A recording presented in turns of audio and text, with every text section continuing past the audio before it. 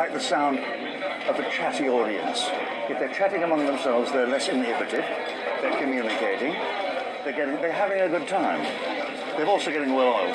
They've got a drink each, which is always good for an audience to feel that they're less inhibited because of booze. Not too much. They get another little break later. See, I heard my name mentioned then. The ears twitch. So really, this is the moment where I feel many people, many comedians I know, are racked with insecurity and fear. I'm so stupid, I don't understand that anything could go wrong. I'm filled with anticipatory glee. I can't wait to get out there. So, if you'll excuse me, I'll get out there. Monkhouse!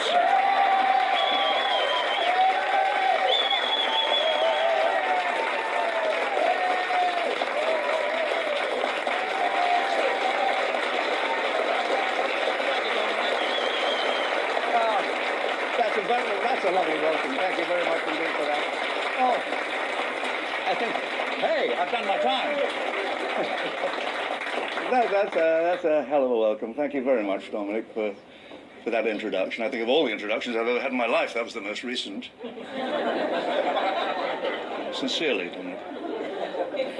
This is, as you know, this cellar is a Fred West franchise. And... oh, God. Hi, Kevin. That's as vile as I get. I guess it's because of my age. I am feeling my age lately. I haven't got one of those stair lifts. I haven't got one of those yet, or a walk-in bath. But I've got, my bed has one of those inventions that gradually brings you to an upright position. Viagra, you know. I stayed overnight last night in a London hotel. You like me, when you get to a hotel room, is it your domain? It is, for me, it's paid for. This is where I live. This is my kingdom for the period I'm in it. I like to sleep in the nude, and I don't think there's anything wrong with that, do you? And I'm lying there naked on the bed, and the chambermaid walks in, finally.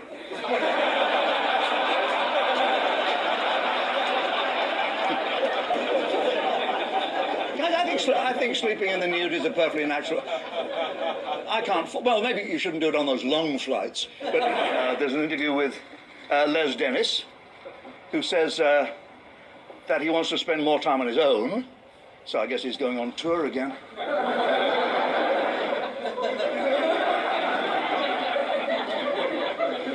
Oh, the naked chef. He's done a great job, hasn't he, Jamie Oliver, of encouraging out-of-work students to become chefs. I think he deserves every kind of...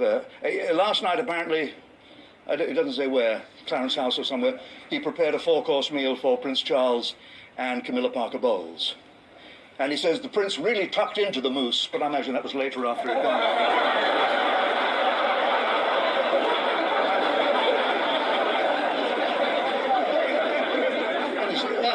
Ulrica is quoted. He says, despite what they say, Prince Edward is all man. He was in the military, wasn't he? He says here, Prince Edward was in the Hussars. It doesn't say Hussars he was in, it just says... oh, they're going over the fact he gave £2,000 to Monica Coughlin, who was a prostitute at the time. If you give £2,000 to a woman and have no sex, that is not actually prostitution, that is alimony. And I have never paid for sex in my life, by the way. Never in my life have I paid for sex. I've left some screaming tarts behind me in a fury. Funny thing is, there are a number of guys and a couple of gals here tonight who are funny for money. Generally speaking, it's a lonely path to walk. You've got to find your own way to it. I found my way to get exposure on TV was to get myself a vehicle. A game show. There are disadvantages, you know, people only think that's all you do. They think you're just a game show host. And for about 20 years, that's all I did on television. And people see me come and they go, that's Monkhouse. That's bleeding Monkhouse. He's got prizes. I'll keep him talking. He looked for his van. He was a terrible gag writer. He didn't write gags. He remembered jokes. He was a really smart-looking guy with his thick, wavy hair, and he really was. Had a lovely face, and the girls really loved him. And he said, "Oh, we're in the West End together," he said, because he still had this West Country sound. "We're going to open in the West End. We're going to be a smash hit." Well, it was Westbourne Grove. It wasn't exactly the West End. We were in a review called Spotlight at the Rudolf Steiner Theatre on November the 7th, 1947, and we did 3 nights, and the agents came in to watch us. And Benny was awful. He had this terrible spot, which was really embarrassing because he hated being himself. He really hated talking in his own voice. So he used to rock from side to side and talk like that, and try to be posh. And he had a red tie, so if a gag died, he could go, "Oh, thought my tongue was hanging out." Which, as an insurance line, loses something, I think, over the years. And he just happened overnight, and came up with such fertile ideas for doing something on television no one had ever done before, split screen, all kinds of notions that he could use that were televisual, that he just left me behind. I mean, we used to have a thing of being rivals on TV. I'd make jokes about him. We can call Benny Hell or Belly Hill or whatever, and he'd say Boob Monkhouse or Bob Monk. But pretty soon we dropped that because he was just going to be so big. I could see he was going to be big. He was carrying me if he did those jokes about me, so he dropped doing it, and I understood. You could never get to know Benny.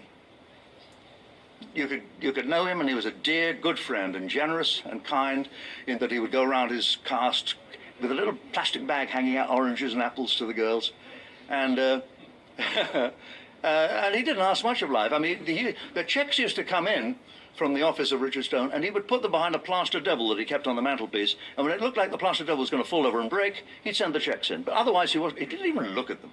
He didn't care about money at all. He cared about being very thrifty. All his furniture was stuff that he'd been given for opening furniture shops, and he drank plonk. He watched 2 TV sets at the same time, both of which he got free. He used to buy tins of stuff where it was rescued from a dock where the labels had been washed off. He didn't know what it was, but he could get them for a penny each. An old penny, an old 1D, yeah. And then he would open them up, and he didn't know what he was going to find inside. And he would make great meals out of it. He was a good cook.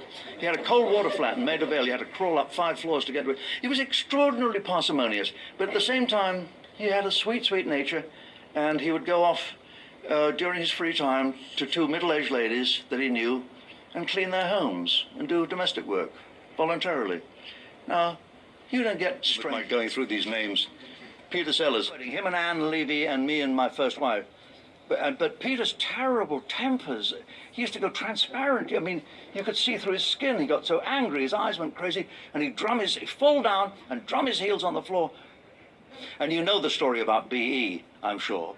He fell completely for a charlatan, a guy who said he was a clairvoyant called Maurice Woodruff, a total phony. And Peter wouldn't do anything unless Maurice Woodruff said that's okay to do.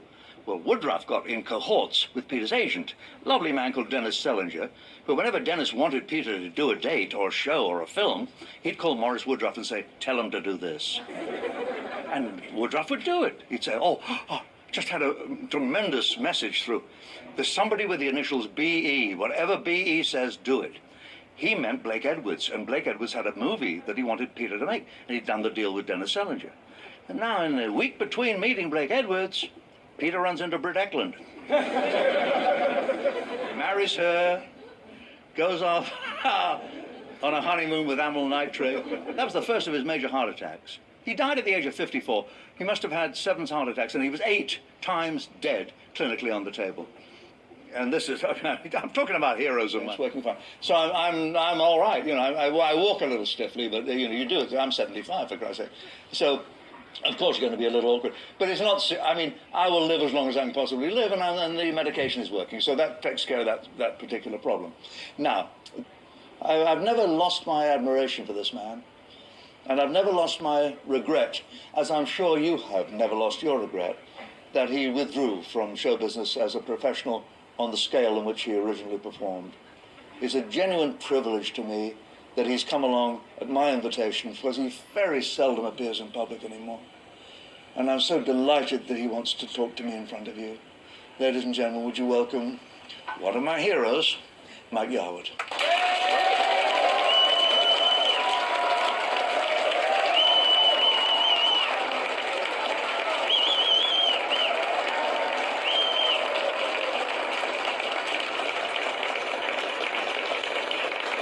poster. Yeah, me too. Yeah. And you were wonderful. At that time, you had just zapped the viewing audience with your impressions of Harold Wilson, and no one had ever done a politician before. No. Well, no, they hadn't actually. John Bird had done it on TW3. But I was doing it live, or on the road, if you like. And he wasn't. He was just doing it on, that was the week there was. But the big trick for me in those days was step tones. Yeah. But they're still, I mean, they're still running today, so you can still do Yeah, I used to do the step sound, something together. You dirty little man, now go bloody hell. Don't put me in an old folks' home, Harold, please, down. Oh, God, you disgust me. And people, that was my big finish, and Harold Wilson was sort of tucked away somewhere else in the act. And what I did with, like, for instance, Harold Wilson is rather than just say, well, here we go, this is what Harold Wilson sounds like, I think, tell me what you think, I would then put in little bits of business, you know, and get into the sort of a posture like it is. I doubt if I could sit on this if I were alive, long now. But, and then he'd have a laugh. Oh, Mary, have you heard this? God, Monkhouse is still working. And silliness. And I never really wanted to put any... There didn't need to be narrative, really. Just silliness. I love silly humour. And I thought, let's make Harold Wilson silly, and let's make a lot of our characters silly. Now, doing comedians is different, because you've got to really you've got to be funny. Yeah. Because if you're going to do Bob Monkhouse, he's funny, so you must be funny. Oh, well, you know.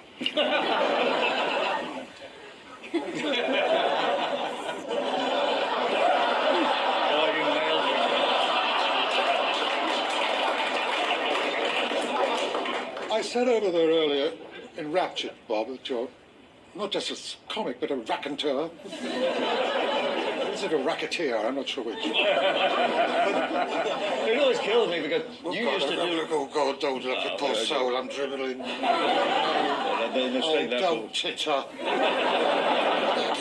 You know, You used to do impressions of me that in routines that were written by David Renwick, and they were so brilliant, and I used to score so well with them, that a week later people said to me, saw you last week, you were marvellous on television.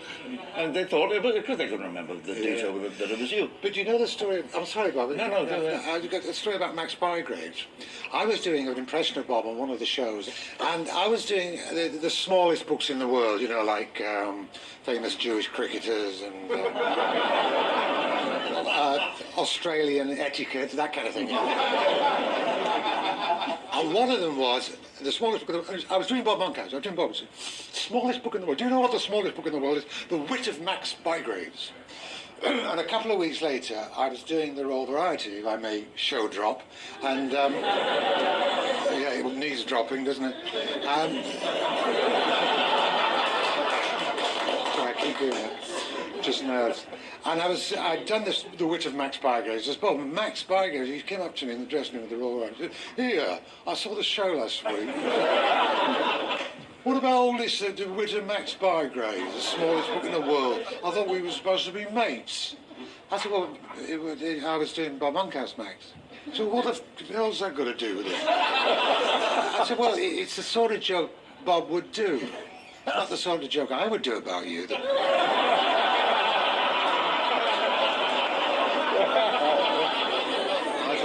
Away with this. He said, well, I've got to hand it to you. There's one hell of a get-out. He said, well, what I'll do is I'll ring Monkhouse and give him a bollock.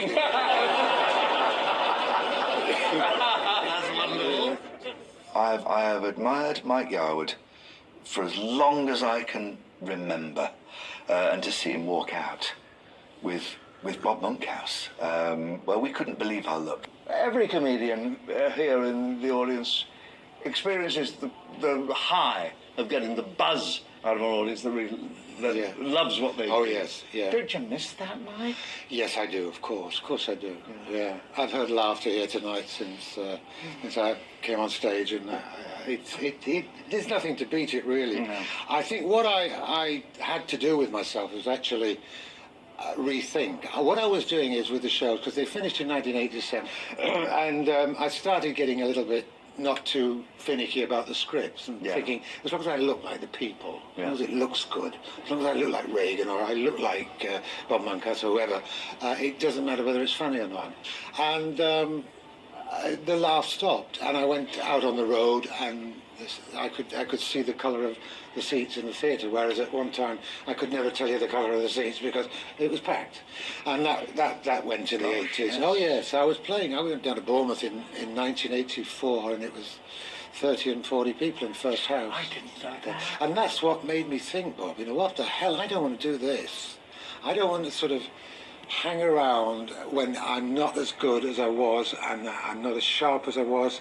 I need to take a long break, at least 2 years anyway, I thought.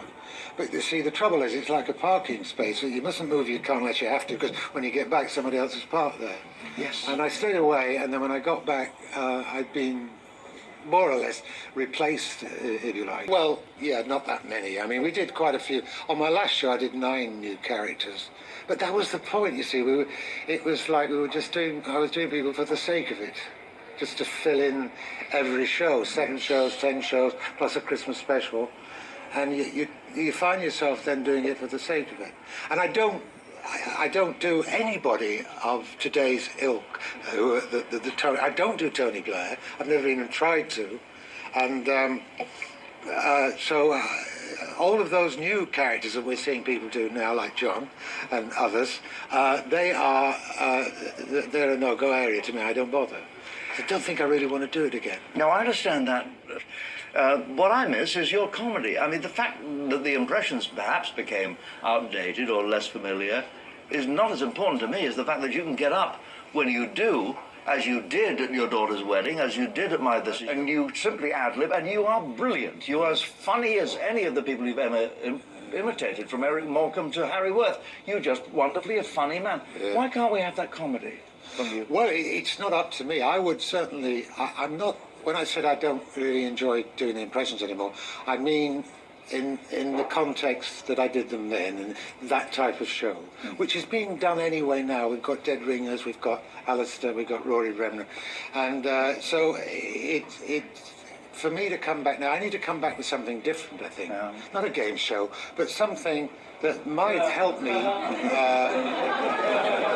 No, I wouldn't see you doing a game show. No. Where was the crunch point, Mike? Because we know that you've been very frank about alcoholism, and you've helped a lot of people who suffer from that disease.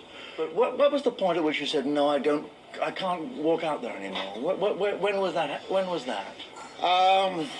Because every comedian here has faced that point where I don't think I can do it tonight. Yeah. It was on the way in the car going to do there is a sort of dark humour to this. I got an anxiety attack in the car, being driven, I wasn't driving myself, to do a radio show with Dr. Anthony Clare, the psychiatrist's chair. And I got an anxiety attack. Yes. Please laugh, because I think it's funny as well.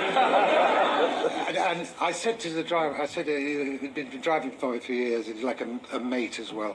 Lou, I said, you've got to turn around. He said, what's the matter? I said, I just feel bloody awful. I'm really like this. You've got to turn around, I can't do this. So he said, okay, Welshman, lovely Welshman. He said, all right, boy, we'll turn around. And we went back, and as soon as we started to drive home, I felt fine. It's almost like saying, turn around and we'll go back again. No, it'll come back again, you know. But the point was that I was going to see the psychiatrist who could have helped me anyway, and I could have walked away with instead of a fee, a prescription. So that was really the first time I thought, hey, you can't do this, because so many shows got cancelled. I mean, there were other shows, Bob. And I was so lucky because it didn't get into the newspapers on most occasions. He spoke about those subjects so honestly, and I think the warmth and grace of being with his great friend Bob, it brought out a wonderful honesty to that conversation. Once you have made attempts to come back. I mean, your John Major at the Royal Variety performance was one. Well, yeah, but I had throat trouble that night. Plus, I never did him very well anyway. It looked okay. But you've also made other attempts to overcome this reluctance reluctance to perform. You've been back in the studio a few times. haven't Oh you? yeah, I liked it. Coming here tonight, when you asked me to come here, Yes. I thought, well, this is a. I don't socialise much. I am a semi-recluse. I don't go out that very often, but I do love to go out. I've got my daughters. I've got my little grandson, 3 months old. I've got all of that in my life, which is absolutely beautiful. But to me, this is like a lovely evening out for me. And I'll get up tomorrow morning and I'll think, I went out last night. And I'll tell my kids, I'll say, I went out last night. Oh, where did you go? I went and recorded an interview with Bob Monkhouse. Because I don't go out just sort of, I don't go to pubs anymore. And so, this is a lovely way to spend an evening, Bob. So it is a quiet life?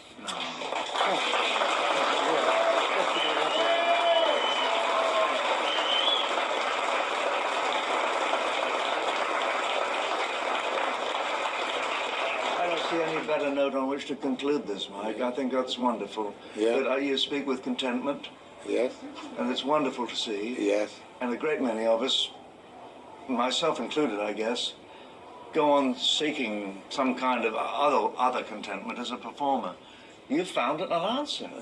Are you happy, Mike? Yes, I'm very happy. And it's not particularly good money for this show, but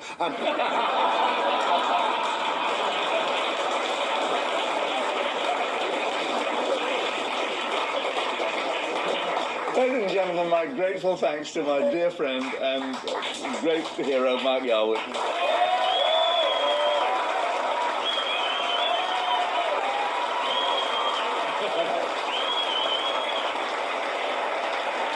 Thank you, Mark. Thank you.